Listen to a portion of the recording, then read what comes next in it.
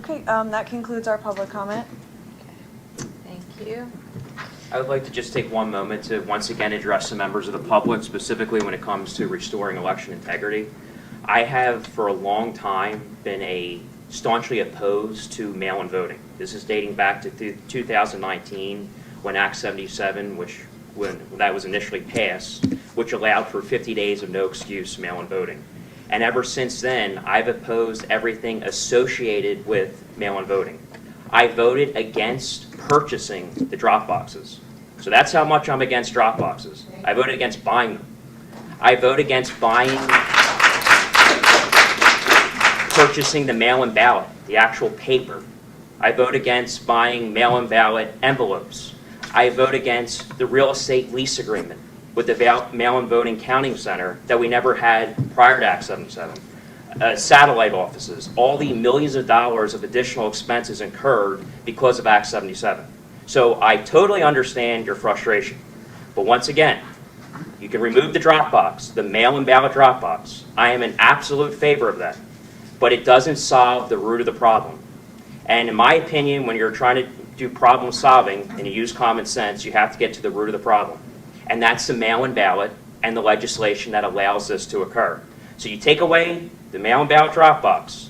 That is true. You can put a stamp on that mail-in ballot envelope, and the problem doesn't go away. So we desperately need election reform.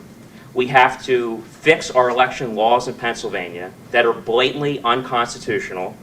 The Pennsylvania Commonwealth Court and Appellate Court has said that. I believe that's dramatically scandalous, and I can't believe we've had several elections conducted under unconstitutional voting guidelines. And I believe the United States Supreme Court should specifically listen to the case of Pennsylvania and Act 77, so at least the public can have some sense of closure to the legality that we're operating our elections under here in our state. And obviously we need to clean up our voter rolls. There's a lot of things we need to do to restore faith and confidence in our election systems here in Pennsylvania. But it begins with the laws that we operate under, and that's Act 77. And that's something I've been talking about for many years, and I wanted to be clear. I am opposed to universal, no excuse mail-in voting. I believe everyone who would like to vote should vote. And I encourage the public to vote in person, because again, common sense. I believe the less hands between you and your ballot, the more likely it is to safely be casted and counted properly. That's common sense.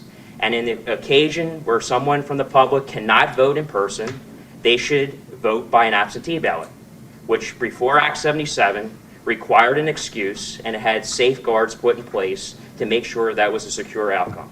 That's my common sense approach to how elections should be conducted in not only Montgomery County, but the state. And again, the state legislature creates these laws. So if you have any further questions, any of you from the members of the public can contact me. I would be more than willing to walk you through how the elections are operated in Montgomery County and how the state government creates the laws that we have to operate under.